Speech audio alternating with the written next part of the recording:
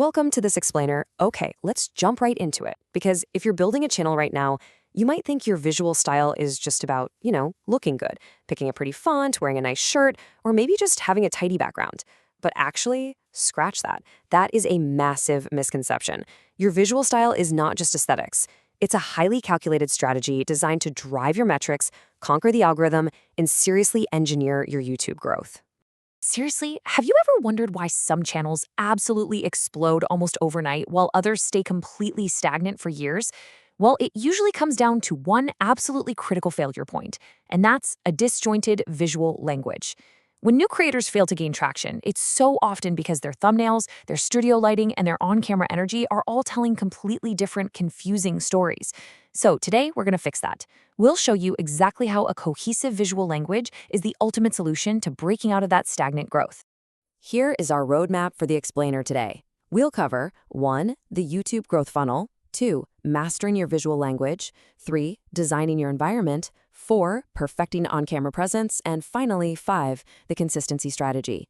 Consider this your step-by-step masterclass on building an elite visual identity from the outside in. Okay, let's kick things off with section 1, the YouTube growth funnel, the math behind the visuals. Here's the deal. Every single visual decision you make, from the color of your text to the framing of your shot, literally has to map directly back to YouTube's algorithmic goals. The algorithm operates exactly like a funnel built on 4 core drivers. We're talking impressions, clicks, retention, and engagement. First step, you need impressions. That's simply YouTube putting your thumbnail in front of a viewer. Next comes clicks. Did that visual actually convince them to tap? Then we have retention. Does your visual quality and pacing keep them watching? And finally, engagement. It's like a giant puzzle where each step completely relies on the success of the previous one. If your visuals fail at step 1, no one is ever making it to step 4. And that makes your click-through rate, or CTR, the absolute gatekeeper. Just to clarify, CTR is the percentage of people who actually click on your content after seeing it as an impression. Getting thousands or even millions of impressions is honestly totally useless if your visual packaging fails to convert those eyeballs into clicks. Your visual style is literally the bouncer at the door to your content.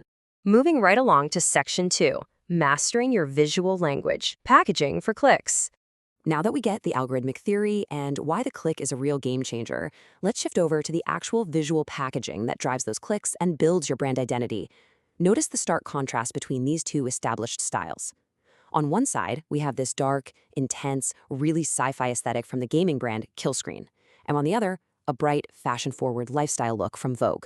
2 incredibly distinct aesthetics, right? The big takeaway here is the sheer power of maintaining a consistent visual language that accurately reflects a very specific brand identity. When a viewer sees your thumbnail, they shouldn't even have to read your name to know it's you. The visual style alone should give the whole shebang away. So how do we guarantee our visuals actually command that kind of attention? Well, according to the YouTube Creator Playbook, there are a few golden visual guidelines you absolutely must follow. Your images need to be bright and high contrast. You want to use close-ups of faces to instantly build that human connection. Make sure you have a well-framed composition where the foreground really pops out from the background. And perhaps most crucially, design for scale.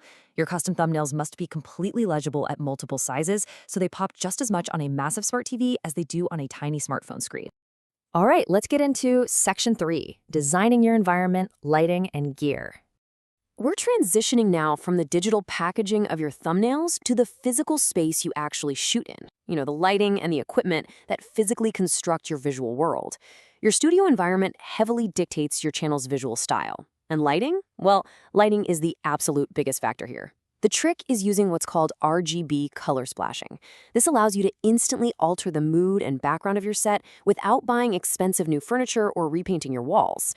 By using a full RGB light, you can easily splash your background purple, green, or yellow to establish a really distinct, recognizable visual mood.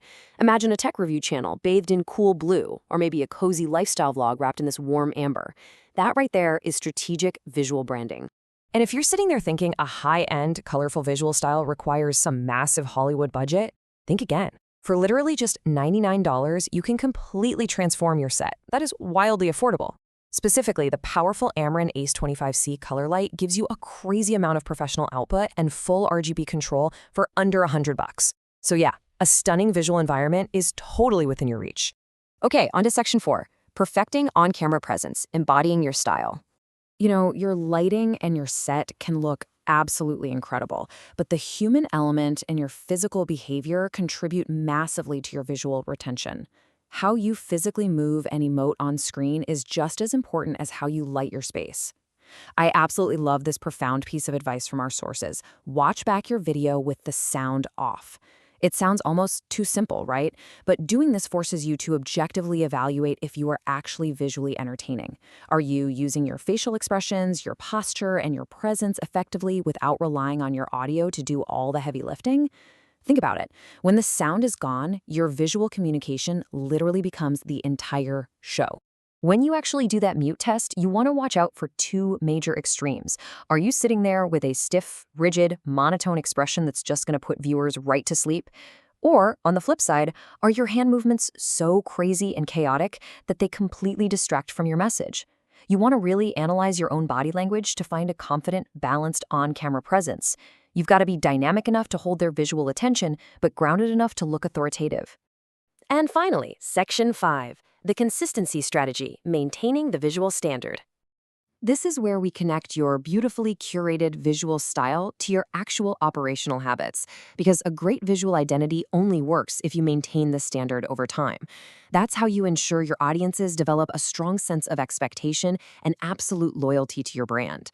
To maintain that consistency, you need to know exactly who you're making these visual choices for.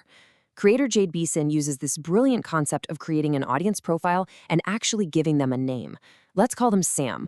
You need to clearly define Sam's job industry, their daily pain points, their dislikes, and their content format preferences. If you consistently visualize this one specific person, your visual style and your messaging will speak directly to your target viewer every single time you hit record.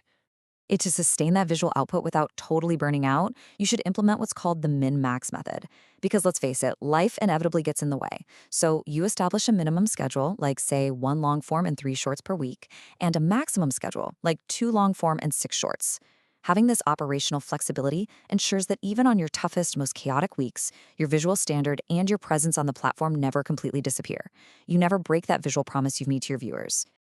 Well, we've covered a massive amount of ground in this explainer today. So I want to leave you with this provocative question to really chew on. What is your channel's unique visual angle going to be before you hit record next? I challenge you to synthesize everything we've talked about today: the YouTube growth funnel, your brand's thumbnail packaging, your physical RGB environment, and your on-camera physical presence into one distinct, actionable visual strategy. Because remember, people don't just listen to your ideas. They have to be visually captivated by them first. Thank you so much for joining me for this deep dive, and I will see you in the next explainer.